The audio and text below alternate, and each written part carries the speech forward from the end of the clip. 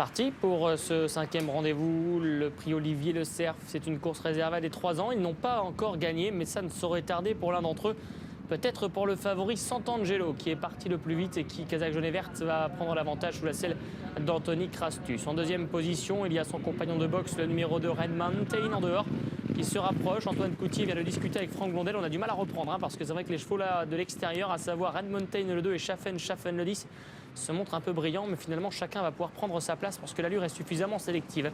En 4e position, il y a Cools Browser qui précède le débutant Wanzaim, qui vient en 5e position. Il est dans le rythme, le débutant, ici pour sa première course. On retrouve un peu plus loin le long de la corde le numéro 5, World Admiral. En dehors, se rapprochant quelque peu, il y a le numéro 10, le 9, pardon, c'est Gold Penny. Sazuka patientant au centre, devant le numéro 3, Picasso au dernier rang. Silver Ring, le 4. Tony Crastus contrôle, il reprend quelque peu son partenaire, mais Sant'Angelo aime adopter cette tactique offensive. Il montre la voie à ses adversaires. Schaffen est en 2e position devant Red Mountain qui est 3e, le nez au vent.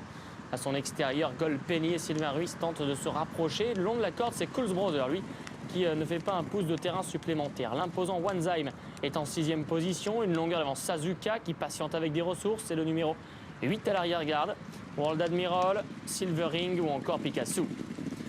Va-t-il pouvoir enfin remporter sa course? Sant'Angelo semble parti pour. Il a facilement le meilleur de 2 longueurs environ sur Schaffen qui est en 2e position, lancé à la corde par Franck Blondel. Red Mountain est 3e devant Wanzaim qui refait du terrain et la petite Sazuka tente également de finir en dehors.